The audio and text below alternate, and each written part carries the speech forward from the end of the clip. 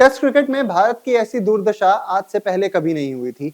South Africa से clean sweep होकर ये पिछले एक साल में दूसरी बार हो गया है जब भारत अपने ही होम कंडीशंस में क्लीन स्वीप हो गई हो, और ऐसा पूरे टेस्ट क्रिकेटिंग इतिहास में भारत के मात्र तीसरी बार हुआ है।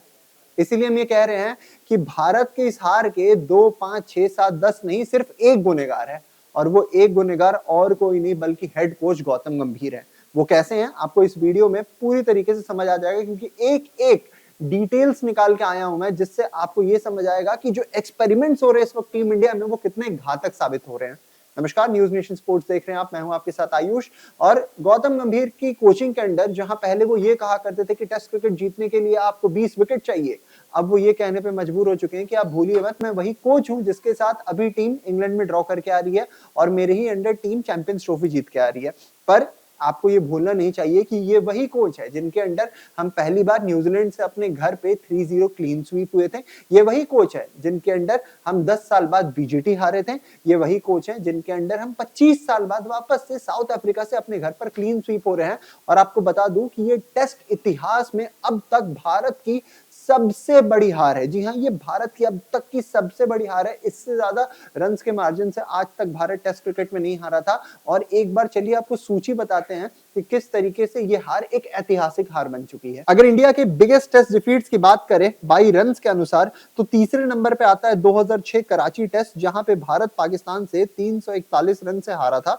वहीं दूसरे नंबर पे आता है नागपुर टेस्ट 2004 में, जहां भारत ऑस्ट्रेलिया से 342 रनों से हारा था। और नंबर 1 पे आ चुका है गुवाहाटी टेस्ट मैच, जहां 2025 में साउथ अफ्रीका के खिलाफ भारत 408 रनों से हारा है। ये 408 रन की जो शिकस्त थी, ये एक स्टेटमेंट था साउथ अफ्रीका के तरफ से कि आप एक बार अपनी टीम को एनालाइज कीजिए, आप एक बार अपने कंडीशंस को एनालाइज कीजिए, क्योंकि एक समय ऐसा था जब आप भी अपने घर पे जीतते थे, पर इस वक्त आपकी टीम इतने बुरे कंडीशन में है, इतने बुरे कंडीशन में है, जो मैंने शुरुआत की थी कि टेस्ट टीम इस वक्त आईसीयू में एडमिटेड है। क्यों? क्योंकि पिछले कुछ साल का अगर हम आंकड़ा देखें ना, तो 2025 में ही भारत इतने मैचेस हार चुके हैं कि पिछले 10 सालों में हमने इतना मैच नहीं हारा था। जी हाँ, इस पे भी एक बहुत ही शानदार डिटेल रिसर्च हुई है, और एक बार वो रिसर्च आपके सामने रखता हूं और आपको समझ आएगा कि टेस्ट क्रिकेट में भारत का दौर इस वक्त कैसा चल रहा है। होम टेस्ट की बात करें तो इंडिया के टाइम फ्रेम अगर हम 2016 से 2019 के बीच देखें, तो सिर्फ भारत ने एक टेस्ट मैच हारा था, और उस वक्त भारत की जो विनिंग परसेंटेज थी वो 79% थी। वहीं बात करें अगर 2020 से लेकर 2024 के सितंबर तक की, तो भारत ने इस बीच टोटल 3 टेस्ट मैचेस हारे थे, जहां भारत के जो विन परसेंटेज थी वो 73% की थी। और अगर बात कर ले 2024 सितंबर से लेके अक्टूबर 2025 तक की, तो कहीं ना कहीं ये जो आपका इंडिया का होम टेस्ट में रिकॉर्ड है, ये विन परसेंट 30 के नीचे आ जाती है, 29 पे आ जाती है। और भारत ने इस बीच 5 टेस्ट मैच हारे हैं। यह आंकड़ा अपने आप में काफी आपको ये बताने के लिए कि इस वक्त किस बुरी स्थिति से भारत की टेस्ट क्रिकेट जो है वो गुजर रही है। और ऐसे में आपको ये भी समझ आना चाहिए कि आखिर इस स्थिति में हम पहुंचे कैसे। पहुंचने के पीछे सिर्फ एक ही मकसद था, वो था प्लेयर्स को बैक ना करना। अगर आप प्लेयर्स को बैक नहीं करोगे, अगर आप लगातार चेंजेस करोगे, तो कुछ ऐसा ही देखने को मिलने वाला है। आप बात कर लीजिए कोच रवि शास्त्री की, उन्होंने कहा था कि हम प्लेयर्स को बैक करते हैं, प्लेयर्स को बनाते हैं। बात कर लीजिए आप राहुल द्रविड़ की, राहुल द्रविड़ ने ये कहा था कि भाई मेरा काम है कि मैं बैकएंड से बैठ के बस इन्हें सपोर्ट करूं, मेरा काम इंटरवीन करना नहीं है। पर यहाँ पे कोच गौतम गंभीर क्या करते हैं, एक टेस्ट सीरीज में या फिर एक टेस्ट मैच में भी किसी प्लेयर का परफॉर्मेंस नहीं आ रहा है, सीधा बदलो किसी और को लेके। और आपको बता दूं कि हमसे ज्यादा तो पाकिस्तानियों ने अपने प्लेयर्स को बैकिंग दी है, हमसे ज्यादा पाकिस्तान अपने प्लेयर्स को बैकिंग दे रहा है। और इसके लिए भी एक आंकड़ा निकाल के लाए हूं, एक बार आप वो भी देख लीजिए कि भारत ने कितने प्लेयर्स को बैक किया है और कहीं ना कहीं पाकिस्तान ने कितने प्लेयर्स को बैक किया है। 2024 से लेके WTC के साइकिल में सबसे ज्यादा प्लेयर्स को अगर किसी टीम ने यूज किया है, तो उसमें पहला नाम आता है आपका वेस्ट इंडीज का, जहां वेस्ट इंडीज ने 25 प्लेयर्स को यूज किया है। वहीं दूसरे नंबर पे है भारत जिसने 24 प्लेयर्स को यूज किया है।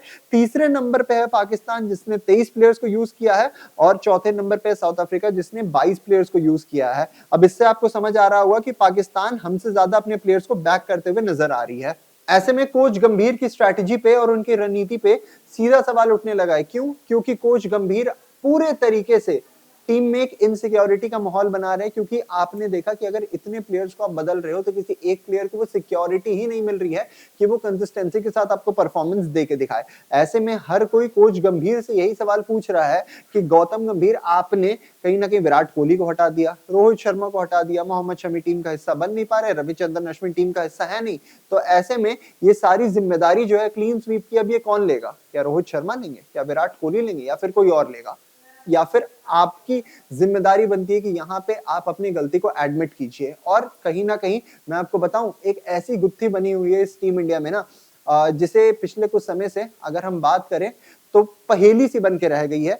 नंबर 3 की जो पहेली है वो म्यूजिकल चेयर है। मतलब इस वक्त टीम इंडिया पे 3 नंबर पे कौन बैटिंग करेगा, इतनी आइकॉनिक पोजीशन पे, जहां एक वक्त राहुल द्रविड़ बैटिंग करते थे, उनके बाद वो सारा जो दारोमदार था वो चेतेश्वर पुजारा ने संभाला था, और उनके बाद अब कौन, इन दोनों के बाद अब कौन संभालेगा नंबर 3? तो नंबर 3 की जो गुत्थी है उसमें आपको पता है कितने सारे प्लेयर्स टेस्ट हुए हैं? एक बार आप ये लिस्ट देखिए कि कितने सारे प्लेयर्स आखिर नंबर 3 पे टेस्ट हुए हैं।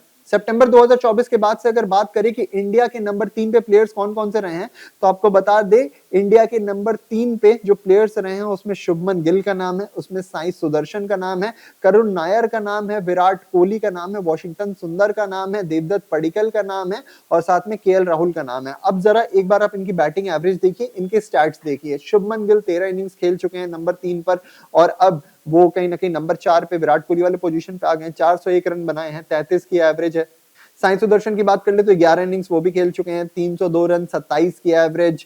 साथ ही में करुण नायर की बात कर ले, 4 इनिंग्स उन्होंने भी खेले, 111 रन बनाए हैं, ऑलमोस्ट 27 की एवरेज है, 28 की एवरेज आप बोल लें। विराट कोहली की बात कर ले, 2 इनिंग्स में 70 रन, 35 की एवरेज। वॉशिंगटन सुंदर 2 इनिंग्स 60 रन, 30 की average. Devdutt Padikkal 2 innings 25 run, 12.5 की average. KL Rahul 2 innings 24 run, 12 की एवरेज। तो इससे आपको समझ आता है कि किस तरीके से कोच गंभीर एक पोजीशन के लिए 7-7 प्लेयर्स ऑलरेडी टेस्ट कर चुके हैं 2024 के सितंबर के बाद से, यानी अक्टूबर से लगा लीजिए। और आपको उसके बदले क्या देखने को मिल रहा है? नंबर 3 की जो गुत्थी है, जो म्यूजिकल चेयर है, वो अभी भी किसी एक की नहीं हो पा रही है। कोई एक प्लेयर उस पर बैक हो ही नहीं पा रहा, और इसीलिए अभी तक जो नंबर 3 है वो आपके लिए एक अनसुलझी पहेली बन के रह गया। अब ऐसे में मैंने आपको जितने सारे आंकड़े बताए हैं उसमें से ये बताइए कि कप्तान के हाथ में क्या आपको कुछ लग रहा है? क्या प्लेयर को बैक करना है? क्योंकि गंभीर तो एब्सोल्यूट पावर्स के साथ आए हैं। गंभीर ने तो कहा है कि सारी डिसीजन मेकिंग हो गई, रिस्पॉन्सिबिलिटीज हो गई, वो मेरे ऊपर होंगी। तो फिर जवाब जो होगा वो भी गंभीर को देना पड़ेगा, सवाल जो पूछे जाएंगे वो भी गंभीर से पूछे जाएंगे। तो ऐसे में 3 नंबर पे कौन सा प्लेयर बैक होगा, किसी को नहीं पता। इतने बड़े मार्जिन से इंडिया टेस्ट मैच कैसे हार सकता है, किसी को नहीं पता। साथ ही में इतने सारे प्लेयर्स लगातार यूज जो हो रहे हैं उसमें से किसी को बैक क्यों नहीं किया जा रहा है, किसी को नहीं पता।